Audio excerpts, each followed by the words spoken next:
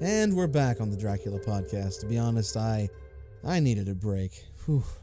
My goodness. People in pain, people getting abused.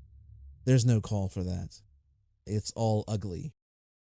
With that terrible segue, now we're actually going to transition into the media review for the day, or as Professor Van Helsing calls it, the ghastly paraphernalia of our beneficial trade.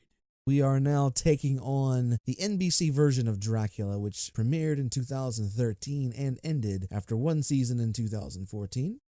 Its creator was Cole Haddon and stars Jonathan Rhys-Meyers of The Tudors fame, Jessica DeGao, who's also been seen on Arrow, and Thomas Kretschmann, who was excellent in the movie The Pianist. The first episode, The Blood is the Life, premiered October 25th in 2013. The premise is Dracula is masquerading as a businessman, Alexander Grayson, mixing Vlad the Impaler and Dracula, much akin to the Francis Ford Coppola version in 1992. Another parallel to that is Mina is also his lost love and becomes fixated on her. The final episode, Let There Be Light, was January 24th, 2014. Unlike other previous versions of Dracula, they talk about the Order of the Dragon. They talk about the Order of the Dragon and where it stands in Vlad's plans. Where do I start? I really wanted to like this show. Jonathan Rhys-Meyers was fine. He's like Luke Evans. With a better script and a better story, he would have been quite good. But let's look at the other characters. Jonathan Harker is very weird. In the book, he goes through a sense of insanity, and none of that drama and tension is there. He's really not that important. Another part which really gets under my skin is they fall victim again to making Lucy a Hoa, and Lucy is not a Hoa. Lucy is very important. Lucy is the thread of Stoker's narrative, and she's really reduced to a harlot character. There's more. Van Helsing and Dracula are, for a lack of a better term, bros. They are working together. I cannot believe I just said those words in a sentence. Yes, Van Helsing and Dracula are working together. That's a bit like Sherlock Holmes and Professor Moriarty working together, or Batman and the Joker working together.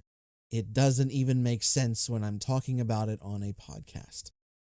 I'm trying to understand why the writer would make such a decision, and honestly, getting high on weed wouldn't help. Universal again fails to make an impact, just like Dracula Untold. That's 2 Universal. 3 strikes, you're out. But the worst part of this whole scenario is this is painfully slow. They could have told the whole story in one episode.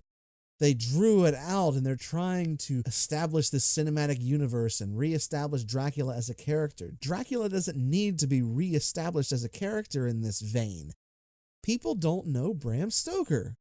This is not Bram Stoker. That's the problem. None of the drama, none of the action is there. Renfield is sane. I understand you can retell characters. You can reinvent them in certain ways. But there are certain things you don't do. You don't take the dark out of Batman. You don't take the dark out of Dracula. You don't take the crazy out of Renfield.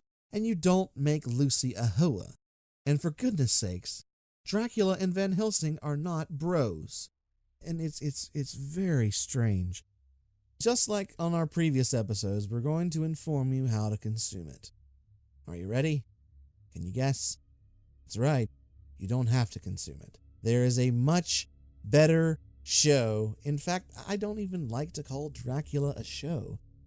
It felt like a really boring state of consciousness where I would honestly rather shave my face with a cheese grater. It was really that bad. It was really slow. And it could have been so much better. Again, there's so much material here that Universal, they really dropped the ball again. I'm not sure if they can make a quality Dracula product. They had their shot in 31 and they did a great job there, but I don't know. In 1979, I liked the John Badham version with Frank Langella, but man, I know what Universal's trying to do. They're trying to appeal to a female audience. Well, guess what? Girls aren't dumb. They want to see good stories too. You don't have to make a hunky guy and all about love stories. Don't watch the show. Save your money. Don't buy it on DVD. Don't watch the thing. Watch something else instead. And if you want to watch a show with actual writing, watch Penny Dreadful. Leave this thing alone. Woof.